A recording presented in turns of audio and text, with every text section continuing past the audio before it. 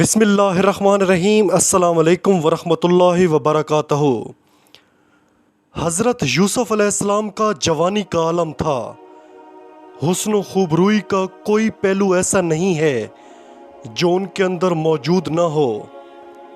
جمال و رانائی کا پیکر مجسم، رخ روشن شمس و قمر کی طرح منور، عصمت و حیا کی فروانی سونے پر سہاگا، عزیز مصر کی بیوی دل پر قابو نہ رکھ سکی، دامن صبر ہاتھ سے چھوٹ گیا، یوسف پر جان قربان کرنے لگی، مگر ابراہیم علیہ السلام کا پوتا، اسحاق و یعقوب کا نور دیدہ، منصب نبوت کے لیے منتخب بھلا، اس سے یہ کس طرح ممکن تھا کہ ناپاکی اور فحاشی میں مبتلا ہو اور عزیز مصر کی بیوی کے ناپاک عزم کو پورا کرے۔ لیکن مصر کی اس آزاد عورت نے جب اس طرح جادو چلتے نہ دیکھا تو ایک روز بے قابو ہو کر مکان کے دروازے بند کر دیے اور اصرار کرنے لگی کہ مجھے شاد کر۔ حضرت یوسف علیہ السلام کے لیے یہ وقت سخت آزمائش کا تھا۔ شاہی خاندان کی نوجوان عورت، شعلہ حسن سے لالا روح، محبوب نہیں بلکہ عاشق، آرائش حسن کی بے پناہ نمائش، عشوہ ترازیوں کی بارش، ادھر یوسف علیہ السلام خود نوجوان، دروازے بند، کسی کا نہ خوف اور نہ ڈر، مالکہ خود ذمہ دار، حالات ہر طرح سازگار۔ مگر کیا حالات کی سازگاری سے یوسف نے ایک لمحہ کے لیے بھی عزیز مصر کی بیوی کی حوصلہ افزائی کی؟ کیا اس کے دل نے قرار چھوڑ کر بے قراری کی؟ کیا نفس نے ثبات قلب کو ایک لمحہ کے لیے بھی متزلزل کیا؟ نہیں، ہرگز نہیں، بلکہ اس کے برعکس اس پیکر عصمت، امین نبوت، محبت وحی الہی نے دو ایسے معقول و محکم دلائل سے اس مصری حسینہ کو سمجھانے کی کوشش کی جو ایک ایسی ہستی ہی سے ممکن تھے جس کی تربیت براہ راست آغوش الہی میں ہوئی ہو۔ فرمایا یہ ناممکن ہے پناہ خدا کی میں اور اس کی نافرمانی کروں جس کا اسم اللہ ہے اور وہ تمام کائنات کا مالک و مولا ہے، اور کیا میں اس عزیز مصر کی امانت میں خیانت کروں جس نے غلام سمجھنے کی بجائے مجھے یہ عزت و حرمت بخشی؟ اگر میں ایسا کروں تو ظالموں میں ٹھہروں گا اور ظالموں کا بہت برا انجام ہے۔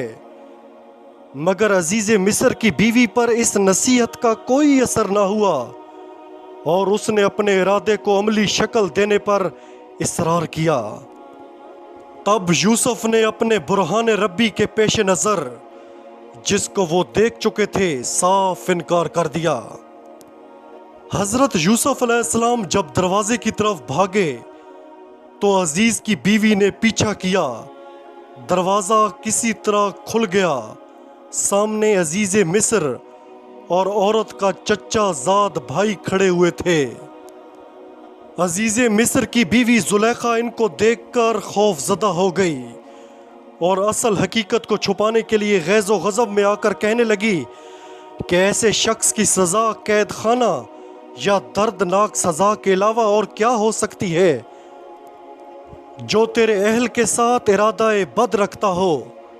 حضرت یوسف علیہ السلام نے اس مکر و فریب کو سنا تو فرمایا یہ اس کا بہتان ہے، اصل حقیقت یہ ہے کہ یہ خود اس نے میرے ساتھ ارادہ بد کیا تھا، مگر میں نے انکار کر دیا اور بھاگ کر باہر نکل جانا چاہتا تھا کہ اس نے پیچھا کیا کہ اتفاقاً سامنے آپ نظر آ گئے تو اس نے یہ جھوٹ گھڑ لیا۔ عزیز کی بیوی کا چچا زاد بھائی زکی سمجھدار اور ہوشیار تھا۔ اس نے کہا یوسف کا پیرہن دیکھنا چاہیے، اگر وہ سامنے سے چاک ہے تو عورت راست باز ہے، اور اگر پیچھے سے چاک ہے تو یوسف صادق ہے اور عورت جھوٹی ہے۔ جب دیکھا گیا تو یوسف کا پیرہن پیچھے سے چاک تھا۔ عزیز مصر نے اصل حقیقت کو سمجھ لیا، مگر اپنی عزت و ناموس کی خاطر معاملے کو ختم کرتے ہوئے کہا، یوسف سچے تم ہی ہو، اور اس عورت کے معاملے سے درگزر کرو اور اس کو یہی ختم کر دو۔ اور پھر بیوی سے کہا، یہ سب تیرا مکر ہے، اور تم عورتوں کا مکر و فریب بہت ہی بڑا ہوتا ہے، بلا شبہ تو ہی خطا کار ہے، لہٰذا اپنی اس حرکت بد کے لیے استغفار کر اور معافی مانگ۔ بہرحال یوسف علیہ السلام کو قید خانہ بھیج دیا گیا، اور ایک بے خطا کو خطا وار، معصوم کو مجرم بنا دیا گیا، تاکہ بیوی رسوائی سے بچ جائے اور مجرم کو کوئی مجرم نہ کہہ سکے۔